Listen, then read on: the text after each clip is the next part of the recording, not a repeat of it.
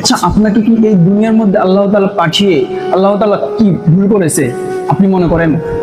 হ্যাঁ, আপনি মনে করেন আল্লাহ তাআলা আমাকে কেন পাঠিয়েছে?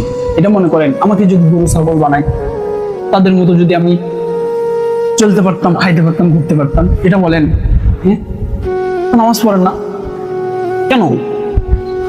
আল্লাহ তাআলা ইবাদত কেন করেন? আল্লাহ তাআলা কি দোষ করেছে আপনার? আল্লাহ তাআলা তো আপনাকেও ছাগল বানাতে পারতো, কিন্তু না, এই পৃথিবী সমস্ত কিছু কুন আর ফায়াকুন দ্বারাই সৃষ্টি করেছেন, কিন্তু একটা জাতিকে বাদ দিয়ে সব কিছুকে কুন ফায়াকুন বলে সৃষ্টি করেছেন। সেই জাতিটা হচ্ছে কি জানেন? মানুষ। তাদেরকে নিজের হাত দ্বারা আল্লাহ তাআলা নিজের কুদরতি হাত দ্বারা এই মানুষকে সৃষ্টি করেছেন, মহব্বত করে, দয়া করে, মায়া করে। আর আপনি এই দুনিয়ার মধ্যে এসে রাজত্ব করতেছেন, আল্লাহ তাআলার ইবাদত করতেছেন, আল্লাহ তাআলা সমস্ত কিছু নিয়ামত ভোগ করতেছেন, কিন্তু আল্লাহ তাআলার ইবাদত করতেছেন না।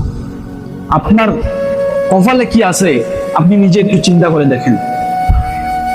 আপনি নিজে চিন্তা করে দেখেন, আমার কপালে কি আছে? আমি নামাজ পড়ি না, আমি আল্লাহ তাআলার ইবাদত করি না।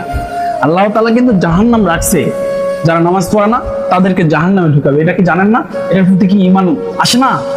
এটা কি অন্তরের মধ্যে লাগে না জাহান্নাম আছে?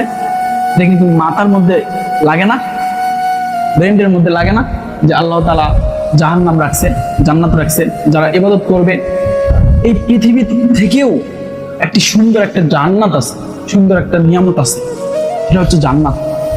এমন সুন্দর নিয়ামত, যা চাইবেন তাই পাবেন। এই দুনিয়াতে তো কাজ কর্ম করে খাইতে হয়, ওই জান্নাতে কাজকর্ম করে খাইতে হবে না। আপনি যেটা চাইবেন সেটা আপনার সামনে এসে দাঁড়াবে, আপনি শুধু খাইবেন আর ঘুমাবেন, এটাই।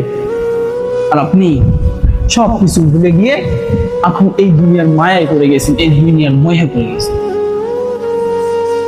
সাবধান হয়নি, সাবধান, সাবধান।